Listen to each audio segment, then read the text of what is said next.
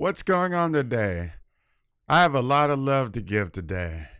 Nikon has released several things this week, so it's time for another photo news brief.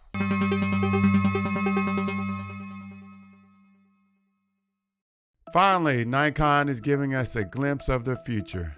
I can literally stop holding my breath for a Z6 II and a Z7 II update. Also, after watching multiple review videos from Jared Poland and Chelsea Nortram that applauded the Z9 but discounted the camera due to a lack of Z-mount lenses, Nikon has listened and released the medium-term management plan. I will leave a link in the description below so you can view the Nikon medium-term management plan. Say that 1,000 times. Nikon wants to keep their fan base intact by expanding the camera experience through apps, remote operations, and giving users options to leave files in the cloud. Nikon has done that today by announcing a firmware update for the Z9, which is 2.0, and the Z6 II and Z7 II firmware update 1.40. Both releases will happen April 20th, 2022. This upgrade will improve the video functions of the Z9. With the upgrade, users get the following: 12-bit RAW video formats,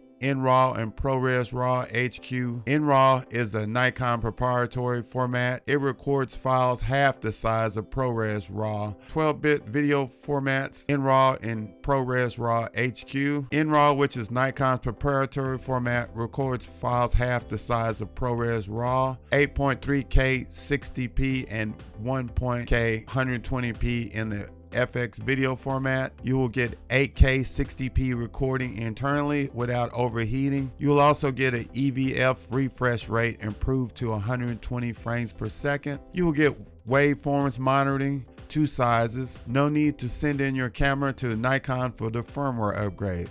That's amazing. Next, Nikon will release an update for the Nikon Z6 II and the Nikon Z7 II. Firmware update 1.40. This upgrade will improve the video functions of the Z6 II and the Z7 II. The upgrade will help the audio aerial focus mode by preventing the focus point from moving from the background. It also supports the MLL7 remote control. This allows you to take photos away from the camera. Continuing with news of Nikon's plan, they will expand the Z-mount system by expanding the lens lineup by 50 plus lenses. They also mentioned that they will employ advanced features from the Z9 across the lineup. This means that newer cameras being introduced will have the Z9 processor or a comparable processor. From the plan, it seems Nikon wants to get professionals and hobbyists to invest in the higher end technology. For Nikon, the Quantum Leap, Canon, or Sony, they will need to concentrate on strengthening the video functions of the newly released cameras. Nikon has been a photography first camera company since the beginning. Canon and Sony has cinema-centric cameras where photography is secondary. This market could help Nikon's bottom line by justifying the cost of higher-end products. Who knew that Nikon would have all of this unexpected success with a $5,000 plus camera